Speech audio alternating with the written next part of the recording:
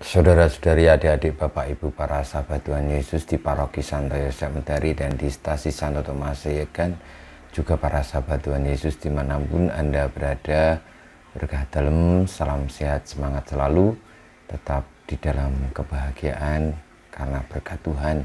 Marilah kita kembali belajar ilmu sejati pada hari Sabtu, tanggal 3 September tahun 2022.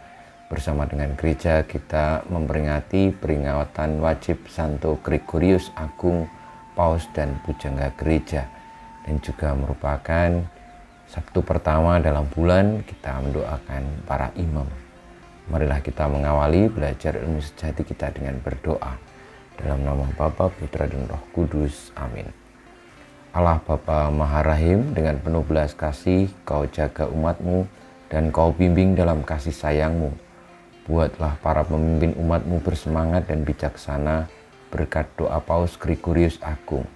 Semoga kemajuan umat-Mu selalu menggembirakan para gembalanya dengan pengantaran Tuhan kami Yesus Kristus, Putra-Mu, yang hidup dan berkuasa bersama Dikau dalam persatuan Roh Kudus, Allah sepanjang segala masa. Amin. Para sahabat Tuhan Yesus terkasih, kita akan belajar ilmu sejati dari Injil Yesus Kristus menurut Lukas bab 6 ayat 1 sampai dengan 5. Pada suatu hari Sabat, ketika Yesus berjalan di ladang gandum, murid-muridnya memetik bulir gandum dan memakannya, sementara mereka menggisarnya dengan tangannya. Tetapi beberapa orang Farisi berkata, "Mengapa kamu berbuat sesuatu yang tidak diperbolehkan pada hari Sabat?" Lalu Yesus menjawab mereka, "Tidakkah kamu baca apa yang dilakukan oleh Daud ketika ia dan mereka yang mengikutinya lapar? Bagaimana ia masuk ke dalam rumah Allah dan mengambil roti sajian, lalu memakannya dan memberikannya kepada pengikut-pengikutnya. Padahal roti itu tidak boleh dimakan kecuali oleh imam-imam." Kata Yesus lagi kepada mereka, "Anak manusia adalah Tuhan atas hari Sabat." Demikianlah sabda Tuhan, terpujilah Kristus.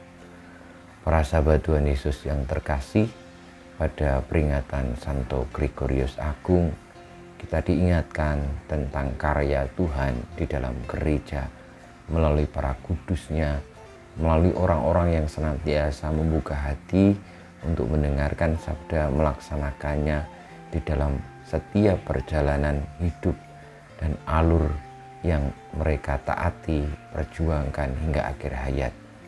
Sebagaimana diajarkan oleh Tuhan Yesus pula, bahwa hidup kita ini lebih berharga daripada hukum yang telah dibuat oleh manusia untuk manusia.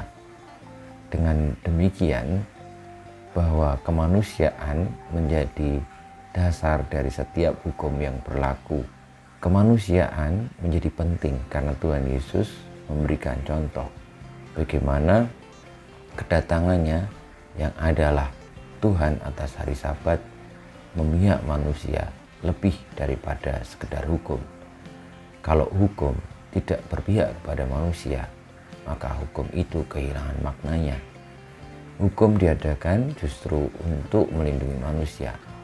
Marilah di dalam hidup ini kita memahami apa yang disampaikan Tuhan Yesus, mengikutinya dan melaksanakannya sepanjang hayat hidup ini sebagaimana para santo santa, sehingga kita tidak terbelenggu oleh hukum yang tertulis, tetapi lebih memahami bahwa hukum itu dibuat untuk menghormati, untuk melindungi, menjaga kemanusiaan.